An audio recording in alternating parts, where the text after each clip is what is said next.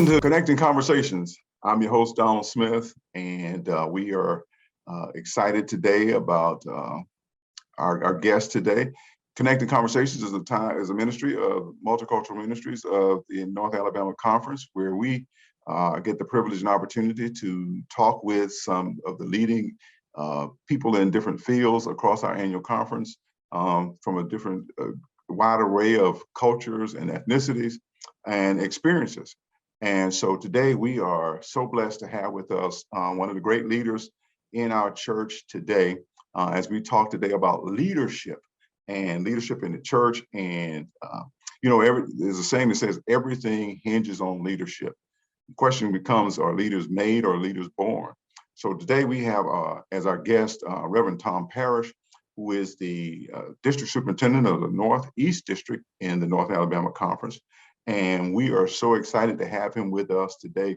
Tom, welcome to Connecting Conversations. Thank you for taking time out of your busy schedule to be with us today. Donald, thank you so much. It's always a pleasure to be with you, and I appreciate you and Tawana so much. Y'all are blessings, and I'm honored that you would ask me to be a part of this, brother. It's good to see you. Good to be here today. Thank you so much. Well, Tom, in Connecting Conversations, the operative word there is connecting. And so one of the things that we like to do in these conversations is to get to know a little bit about the people that we talk to and interview. And you and Cindy are just an awesome family. And so I'm just going to open it up and just tell us a little bit about your family and you were born and raised, we know, in Birmingham. So tell us a little bit more about you. Donald, thank you. Yeah, I was born and raised in Birmingham. My parents still live out there, and met and married my wife, Cindy, out of Huffman Methodist Church. We were both lifelong Methodists. I come from several generations of Methodists, and we have two children, Jason and Dana, and I have four granddaughters from them. I have Reagan and Bella and Livy and Audrey, and they're awesome, as grandkids all are. And some of them live in Birmingham and some of them live in Coleman, but they are wonderful. And it's a blessing to have them. Like I said, lifelong Methodist. I gave my life to Christ in a Fellowship of Christian Athletes meeting when I was in high school. I played sports in high school and loved that, but got to college and God saw fit to call me into the ministry. Pretty amazing story for me anyway. And I've been pastoring for over 40 years now, and in Sylacauga, in Alabaster, in Anniston, and in Birmingham for an extended period of time. And so I've been blessed. I've been a district superintendent for 6.5 years. Kind of hard to believe. It's time flies when you're having fun. And I've enjoyed being in the Huntsville area. It's been a great place for me to live. And the people that I've met here, you being one of those, has been a blessing to me. And so I'm excited about what God is doing and has done. So thank you. Tom, we've been knowing each other for a while, and I've had the privilege of working with you and different ministry opportunities in the time that almost 10 years that we've been kind of hanging out together. You are one of the most positive and prayerful people that I know. You always have a good word for folks. Where does that come from? Goodness, Donald, that's a great question, because I feel like I could do so much better with that. I think anybody's attitude comes from their relationship with Christ. I think the more good stuff you put in, the more good stuff you get out. And so I definitely think that's where it comes from. I was blessed with good family and parents and all those kind of things, and friends, people like you that are in my life. I think a lot of it comes from the Lord. I mean, it's being an encourager is a gift. There's a gift of encouragement, I believe. And I don't know that I have that gift. I guess I do on some level. Maybe we all do on some level, probably. But I would say that it mainly comes from seeking God and realizing that all of us are in need of grace, or in need of love, that we all have struggles and conflicts and things we don't do well, things we do well. And I think it's important for people to hear a good word occasionally about where they are, and that God loves them, and that they're doing what God wants them to do. And I think that's really important. So So let's switch over to leadership. In your estimation, are leaders made or are leaders born? And where's the next generation of leaders coming from in the church today? Well, that's both of those two great questions, Donald. I think I don't want to sound too much like a district superintendent, but I think the answer to the first question is I think both. I think there are some people that just have a natural gifting to be a leader. I don't know, you hear it in the sports world all the time that somebody has it. Mhm. And I think that it is a gift. At the same time, I know people that I think would be great leaders who do seem to have it, but for whatever reason, they haven't had the experiences, they haven't had anybody to encourage them, they haven't had anybody to pour their life into them, to mentor them. And as a result, they don't know much about leadership, or they're not involved in any kind of leadership place. And so I think it's a both and. I think you have people who may have that gifting of leadership, but have never had a positive experience. And so they use it badly. And so it's not a thing that glorifies God. And I think there are people who may not have that gift, but they've had such experiences and God has been at work in their lives and in such deep ways. And they've had people that have spoken into their lives and into their hearts. And they end up being good leaders because they've had somebody sow the seeds of leadership into them. And I think it's a both and thing to get the best leader, to be honest with you. As far Well, as how do where you think about leadership in the church today? I mean, where are our leaders coming from, and how are we doing with our leadership? Gosh, another great question, Donald. I think, leadership in the church, first and foremost, begins with the callings of God. Mhm. I mean, I think God's spirit has to be involved in raising up people for leaders, whether they're Sunday school teachers or small group leaders or pastors or whatever leadership role they have. First and foremost comes from that person being called by God into that leadership place. I believe that one thing that's happened where I think, truthfully, we have a shortage of leaders in the church today. And I don't know that all I can speak for is the United Methodist Church, but it kind of, from what I read and see, probably true in all areas of Christendom now, that Mhm. there's just a lack of leaders. And I think part of that comes from, part of it comes from preachers, people like us, Mhm. not taking the time to cultivate, to speak into, to mentor other people, for not saying you or I've done this necessarily. We probably both have, where I've missed somebody that really would have had a chance to be an excellent leader, but for whatever reason, I missed it or didn't see it or didn't take the time. Because I believe that mentor-mentee relationship is a huge part of leading. My son has been a basketball coach for 20 years now, and he has been able to work under great other coaches. Mhm. And he has learned a little bit about basketball from each of those men. They all have different styles and different things they do. But my son is a little bit of all of them. And I think my son does a great job in what he does, but he would be the first to tell you that he's been fortunate to be in the situation, in the room with, or working with excellent coaches. And I think that people in the church need to have, they need to have the opportunity to be with excellent leaders. Yeah, you mentioned two things there, Tom, that I think that are just so imperative that I want you to flesh out a little bit more. And you said earlier, pouring into folks, and then you mentioned mentoring. Who influenced you? What leaders influenced you, and who are there any particular leaders that you follow?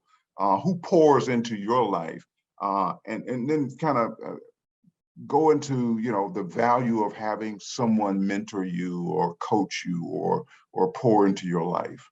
That's another good question, Donald. I mean, obviously my parents. I mean, I think Mhm. my parents had a huge impact on my life. Not think they did. Mhm. My parents are I'm still blessed to have them. They poured their life into me. I'm an only child, Donald, so I don't Mhm. know what that says Got about all me. the love, didn't you?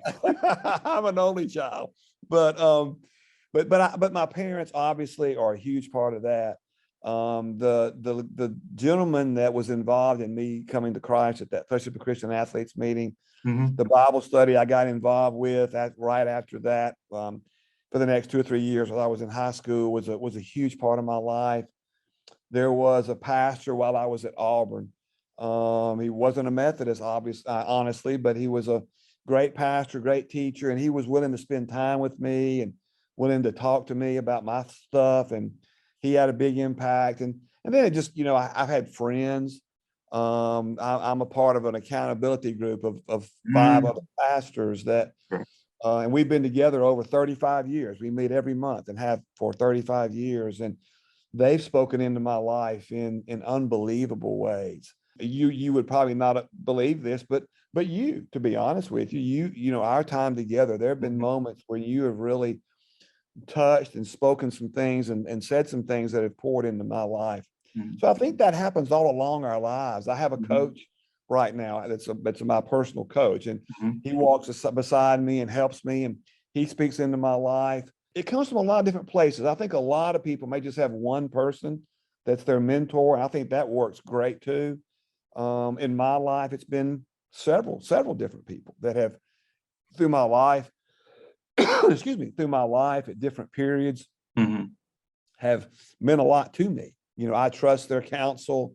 They've told me things that I may not have wished I didn't have to hear, but I needed to hear. And so I think it's both and in my life, individuals and then groups, and then people that may come and go in my life have been very instrumental in where I am today. Well, obviously that's vitally important in your leadership development, and I would venture to say that you're suggesting that would be something that if we were, and young leaders will be seeing this video, it would be a good thing for them to follow that pattern also, would you say? I guess. I mean, it was for me. I would assume that's true for most people. Yeah. I don't know that one size fits all. I'm not sure about that, but I think it's having the heart and the understanding and the spiritual understanding, commitment that you realize you need help, that you haven't arrived, that there's someone else out there that may know more than you, that God puts people in our lives at different times for our edification, to build us up, that God brings people to us that really make a difference in our life. And it may be somebody for 10 or 20 years, maybe somebody for 5 minutes, but that God has that person there to speak something into your heart that makes a difference in your life. Yeah, and I say that, Tom, because I noticed that we've been noticing that, as you talked about this kind of vacuum of leadership that we're going through right now, we are discovering that God is still calling people into ministry. He's still calling people into leadership. But what I'm seeing is, our sometimes forgetting about the fact that it really helps when you have someone encouraging you and pouring into your life to let you know that, hey, listen, you can make it. Hey, when we all look back at our lives and say, there's no way that I think that God would have chosen me to carry his word, but there were people who said, no, God can use you too. And I think that kind of encouragement will help others to know that they are capable of leading. Because sometimes people will say, well, I know that I'm just a person in the background, but oftentimes God is calling them into leadership. You're so right. You're so right. I appreciate what you said. I want to talk about one of the great experiences that you had that you shared with me on multiple occasions, and it's kind of I can't for our audience I can't get enough of hearing this story. You were pastor at Mountain Chapel United Methodist Church for a number of years, and there was a basketball ministry that you started there. Tell us about that basketball ministry and how that ministry evolved and how it blessed people and how it tell a little bit about that basketball ministry at the Mountain Chapel. Well, Donald, we're both basketball lovers, so that's no wonder we talk about this. But it was really an amazing time, and I could probably a lot of things added up to it. I places where I'd played basketball. I used to play a lot of basketball even as an adult. But as I moved into my appointment at Mountain Chapel in 2001, Mountain Chapel is a church of a few hundred in the Vestavia Mountain Brook area of Birmingham. It's not a very racially diverse part of Birmingham, but I have been playing in some other areas, other gyms that were, so I had some contacts, and I moved to Mountain Chapel. They have a wonderful facility. It's a beautiful place with great people, and so I invited some of my friends, many of whom were African American, to come and play there at the gym at lunchtime 2 or 3 days a week. And at first a few came, and there were several things that came together. My son was in college working with the Alabama Huntsville basketball team, and his roommate was a man named Joe Smith, who was a Division II All-American. So Joe wanted a place to play when he was in town. Joe was African American, and he started playing, and he'd bring a few of his friends, and before you know it, they were bringing friends, and it just grew to an amazing group. And it ended up being mainly African American young men and me. And so they were really nice to play because I'm not very good. And I guess it was kind of like it's the preacher's ball in the preacher's court. So we had to let him play. But these weren't just all of them weren't just regular guys. I mean, these were professional guys. Yeah, we had a number of NBA players come and play regularly with us, 10 to 12, maybe more overseas. Wow. Pros who were playing in the top leagues in Europe come and play with us. Most everybody, except for me and a couple of my friends, had played major college basketball, Auburn, Alabama, the big schools around Clemson, those kind of places, Arkansas. And so we began to play, and the church was so gracious, and they began to come to church. They would come on Sunday mornings, and that was quite an unusual thing at that point in time for the church. And the church was very gracious, and the church began at once a month. They would feed everybody breakfast that came to play on Saturday morning. Wow. They just for free. And it really developed into we would do devotions and have prayer time every day before we played. As part of the deal. If you came to play, you had to sit through the devotion, I guess, Yeah. But we had people come to receive Christ through there. I did some marriage counseling and some personal counseling. I've funerals and weddings, and it was a ministry, I guess, ended up being all across the city of Birmingham, because that's where most of these young guys lived. And I'm still in touch with a good number of them today that I count as close friends, and we get together and socialize and talk about sports and life and how things are going. But it was a great time. And I was there 14 years and it lasted the whole time. And even for a few years after I left, it was a lot of fun. I got to play basketball with some amazing guys. Yeah, so that's what I want to get back to, cutting you off, but I want to get to now you're saying that before that you, Tom Parrish, was on the court with these professional 6'8", 6'9", 6'10" guys, banging, dunking on them, and finger rolling on these professional guys. Well, I think you might want to use that phrase that I was dunking on them or finger rolling on them. I'm not really sure that happened, but there were several games when me and another guy would be the only non-professionals on the court, literally. There were NBA guys, overseas guys. And what we found is there were three things that ended up being really important to these guys. And that is a place to have friends, a place for camaraderie, a place to be safe, a place where they weren't worried about anything. They could come and play ball with people that they wanted to be with, that wanted to play ball and not have any kind of agendas or anything. They wanted to have a group that they were close to, that they trusted. And they also wanted some spiritual things in their life. Wow. Everybody has a hunger for the Lord, whether they actually realize it or not. And these were people that they had that hunger for God, and this answered a need in their life. This was church for them. They weren't going anywhere. This was church for them. We had one gentleman walk in, he'd heard about it, and he was on trial for murder. And he was out on bail, and he came in and heard about it, and the guys took him in and ministered to him, and he was ended up being convicted, and sent to prison, but we kept up with him and for many years. And it's just an amazing ministry. And those guys were were the leaders in it. They were the ones that told their friends. They were the ones that would love on each other if somebody was having a bad time, all those kind of things. So it was a special time. As far as me playing, no, it was kind of the situation was, well, we don't want the preacher. You take the preacher. Nah, if we take the preacher, we get Your the best ball, player. your ball in your gym. It's my ball in my gym, so the preacher gets to play. But it was a great time and a great opportunity, and it changed the face of the church. We began having African Americans come on Sunday morning regularly. Wow. And it was a good thing. And like I said, the church responded.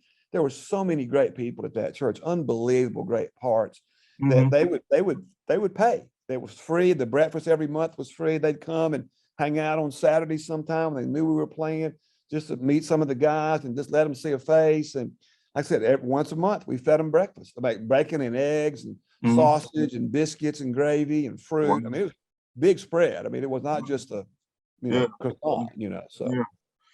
That's Tom, that leaders are influencers, and prayerfully what we do is we influence people to ultimately realize their calling, their purpose in Jesus Christ.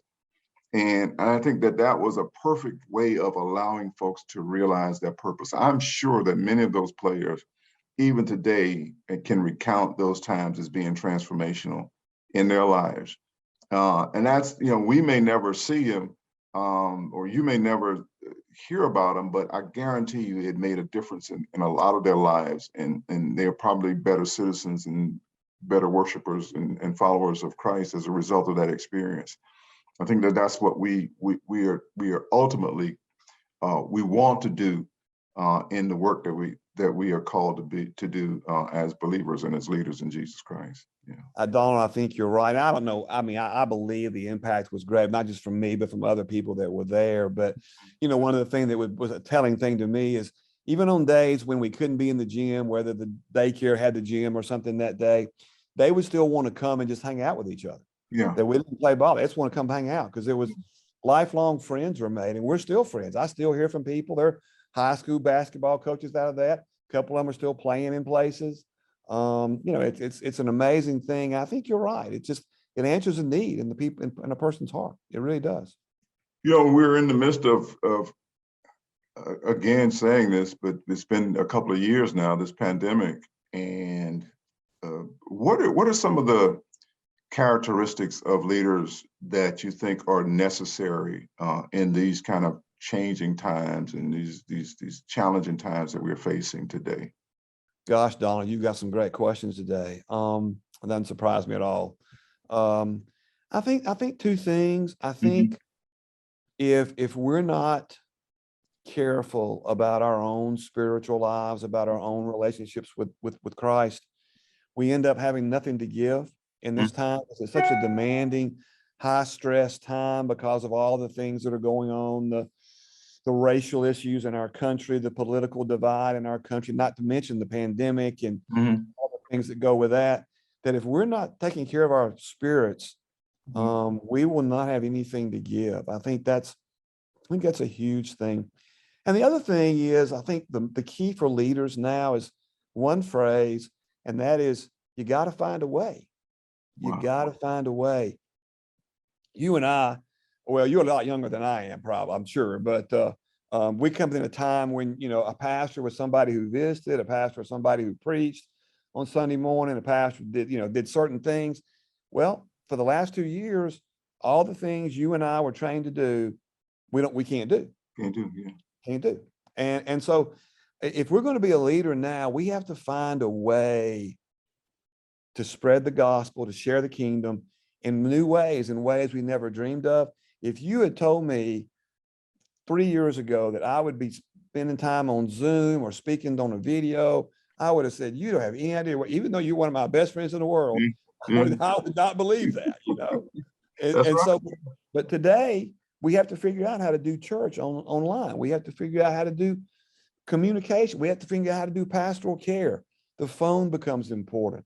I heard of one pastor who would make an appointment and go stand in the front yard of his people's, of a person in his church's house, stand in the front yard and talk to the person just to have a connection, to make a pastoral visit. Mhm. Well, I think taking care of yourself spiritually and believing that the most important thing is you have to find a way.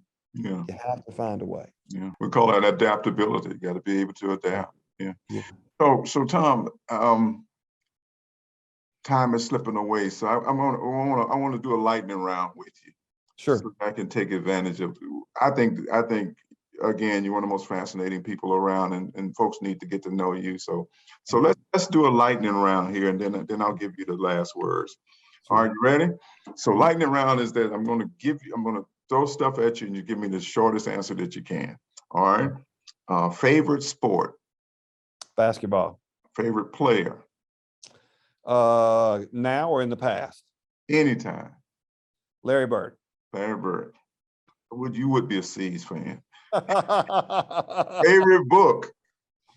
Favorite book. Well, it'd be easy to say the Bible, but Yeah. probably A Tale of Three Kings. Wow. Okay. Okay. Favorite band and music? You've embarrassed me on here because I am not necessarily a band guy. I mean, I know music a little bit and I listen to worship music, but I'm gonna have to pass on that. I couldn't even begin to tell you. So would you say worship music is your favorite music? Yeah, worship music is my favorite. Yeah. What bucket list thing that is left to do? Goodness, I've been blessed to do a lot of amazing things. God has seen fit to put me in places and things that I've been really blessed and things I've always wanted to do. I mean, they're silly things like see a basketball game at Duke University, kind of thing that would be fun, I think, to do.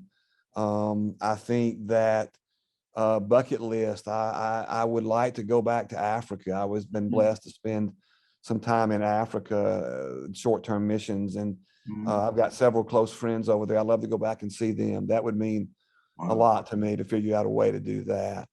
And this is going to sound, probably everybody thinks this, but spend more time with my grandkids. That's a thing that I love to do. I don't get to do it enough. I'm going to ask you to give your message or advice or suggestions or input for leaders. What message would you have for the church and for leaders? The most important thing, obviously, is that our relationship with Jesus Christ is the number one thing in our individual lives. That's where everything comes from. Ministry, leadership, service, all that comes from there. I think, and a word next to it is that other people need to know. They need to know. We need to be able to share, to give, to love, to spend time with people that are hurting and grieving and need the love of Christ in all kinds of different ways. We don't have to be experts, but we just need to find a way to let the Jesus in us impact the needs in other people's lives. And that's whether we're a leader of a church or the leader of a Sunday school class, or we're just a person sitting in the pew, or we're just a business woman or man. It doesn't matter. Anywhere, anytime, we are ministers of the gospel. That's a biblical understanding of Christians forever, just average Christians. I think that's something that I would share that needs to happen again. I guess the last thing I would say is God hasn't changed. The gospel of Jesus Christ is still the most powerful, life-changing, life-giving, soul-saving, reformational, revolutionary message in the world today. And it's still the one that we need more than anything else. And anything we can do to make that happen is a good thing. And I just would encourage people to believe that God has you where you need to be to do what you need to do for his kingdom. And he's given you everything you need to do that and to speak that into somebody else's life today. But also, Don, I want to take a minute of my time to say thank you to you. I said a while ago that you really are one of my best friends, and you are a great leader yourself. And you're doing a wonderful job in all the different ways and different hats you wear in the conference. And I can't thank you enough for being my friend and being who you are and what you do. Thank you.